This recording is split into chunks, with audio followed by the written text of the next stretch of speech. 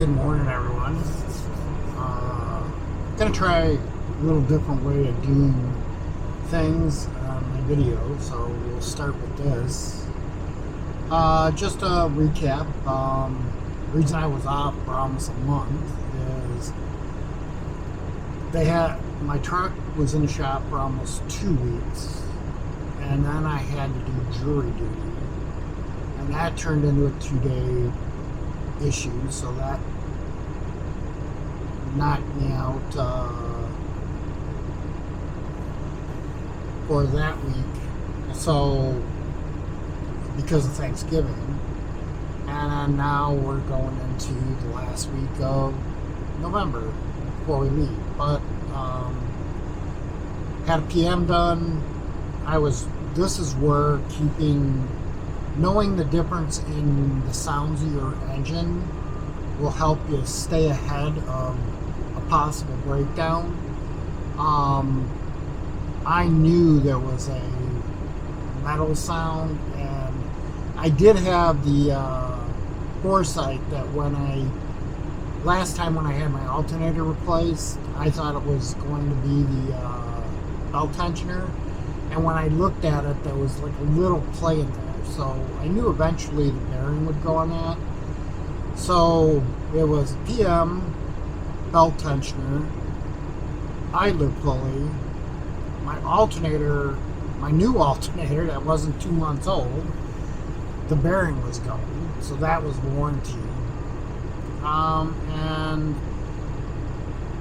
like an idiot, normally I drape my airlines and that on my climb up handle behind the bunk, and for some odd reason this time I must have put them too far forward, and just the weight slipped down, and I'm driving back to my yard and I hear this scraping sound about halfway back, and I'm like, what the heck is that noise?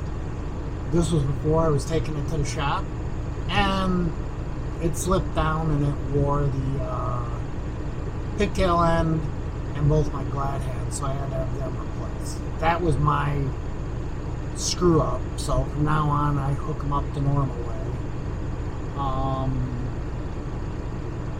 Unless I'm just going, I have to drop a trailer at a facility and then go park in a truck parking and then go back and hook up while I'm getting unloaded. But today, we've gotten a trailer and we're just waiting on a load.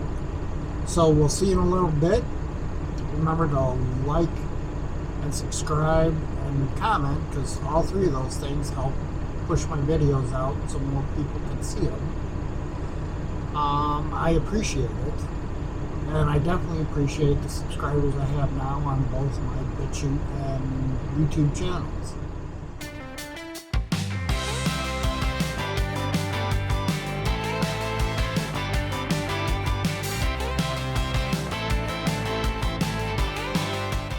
Hey, good morning. Well, we got a load. It's picking up in the city,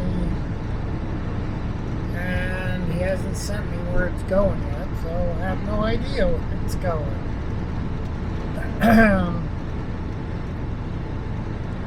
The only thing is the directions that Garmin's given me.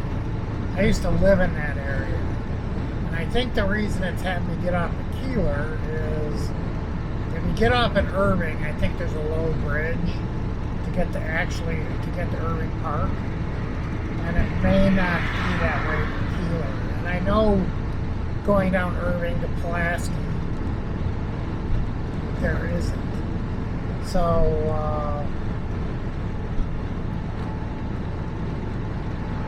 I think once I'm on Pulaski, I don't think I'm going to have an issue going to where I got to go, except making turns in that area of the city. But it doesn't look like it's that far off. Like, I'm not going... I think I'm taking Pulaski to something else and then going to Brightwood. So, crossing my fingers My only concern is that exit for Keeler and get to Irving. I mean, I think once I'm on Irving, I don't remember any low viaducts, especially in that area. So I think I'll be safe there. And Pulaski's only got, as far as I know, the only viaduct in that area is going under 9094. And that should be 15 foot tall. So that should be pretty fine there. I think most of the L's there are ground level, not high-rise. And depending on where it's going, well, depends if I'm going to run into any problems getting out of there.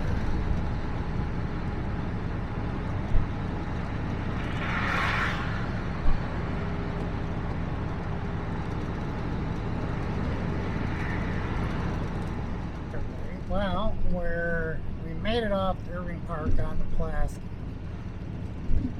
Man, that was hairy there for a second.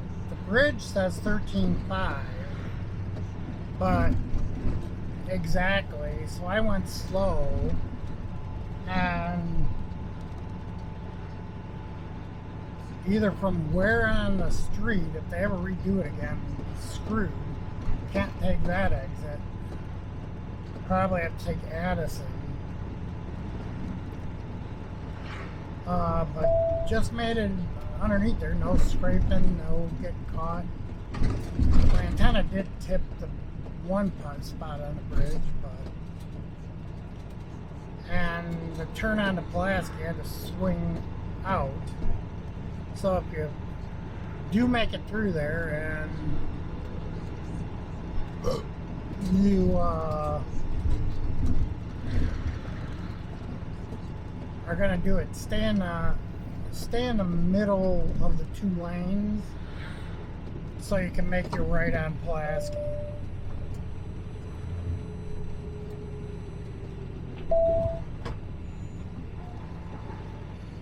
Now you would think, now who would put 13.5 if you're going on, especially on Irving Park Road,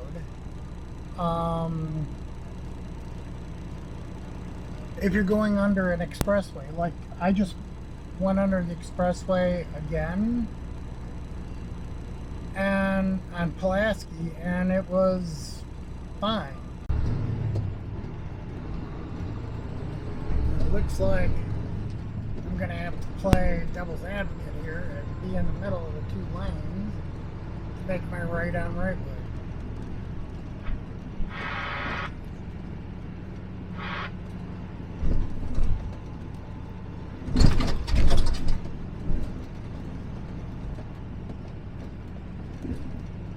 Man, I hate going in the city.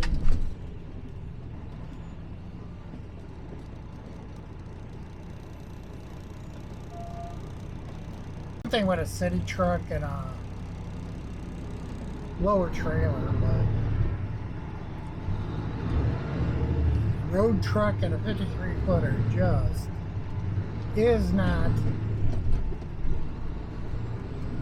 ideal for coming around here.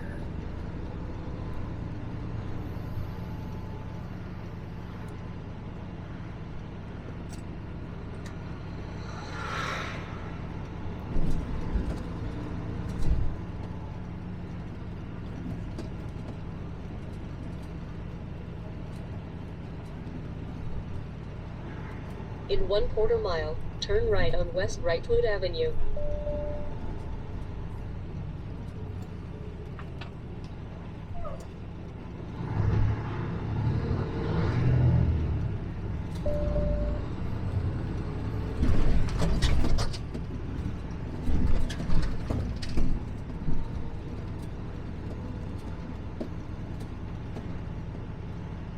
In 1,000 feet, turn right onto West Wrightwood Avenue.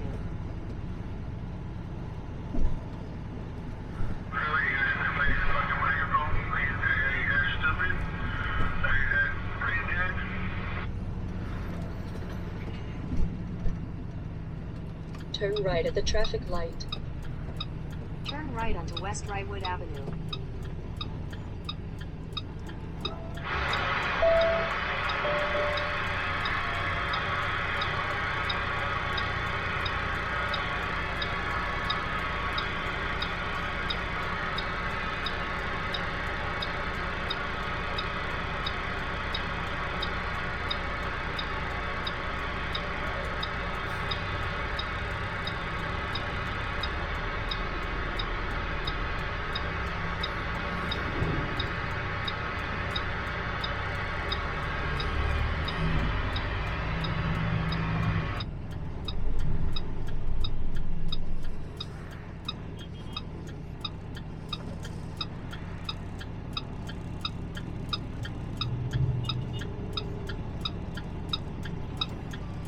In 800 feet, turn left.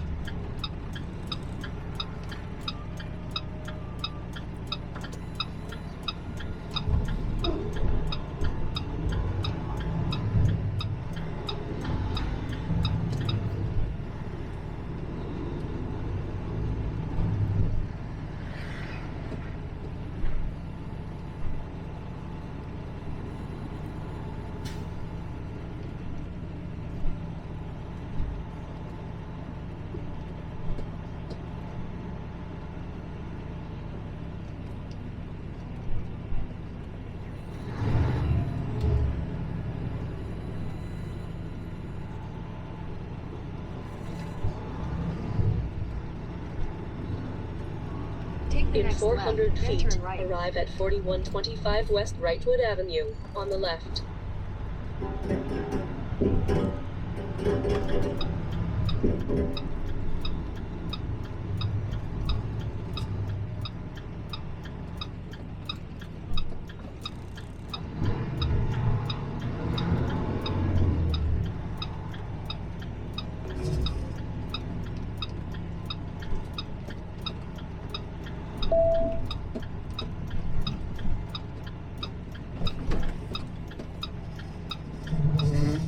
Take the next right, then turn right.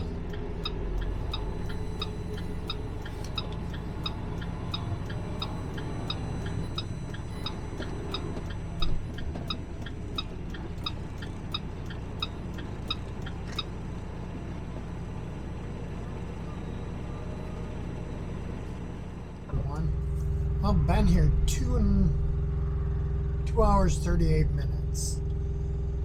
There was 1, 2, 3, 4, 5 trucks ahead of me. I go in, check in, they tell me, oh, it's not supposed to pick up till tomorrow. So I let the broker know, and I call my fleet manager.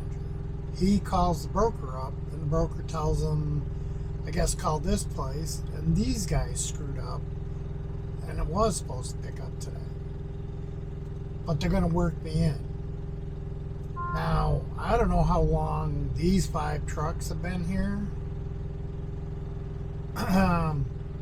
They've already taken one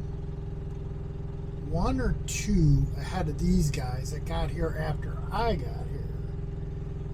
A rail and some other one. There's 6 trucks parked behind. So if you're going to do this May Foods on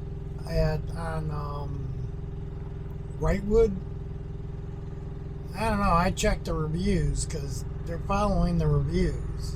And I guess delivering here is a real pain. They'll tell you to come here, but really they have another warehouse that they have you deliver to. But they'll give this address first. A couple guys said that they came here in the reviews and then they sent them over to deliver at the other warehouse, which is probably, I don't know, probably a half mile away. I guess it's not too bad, but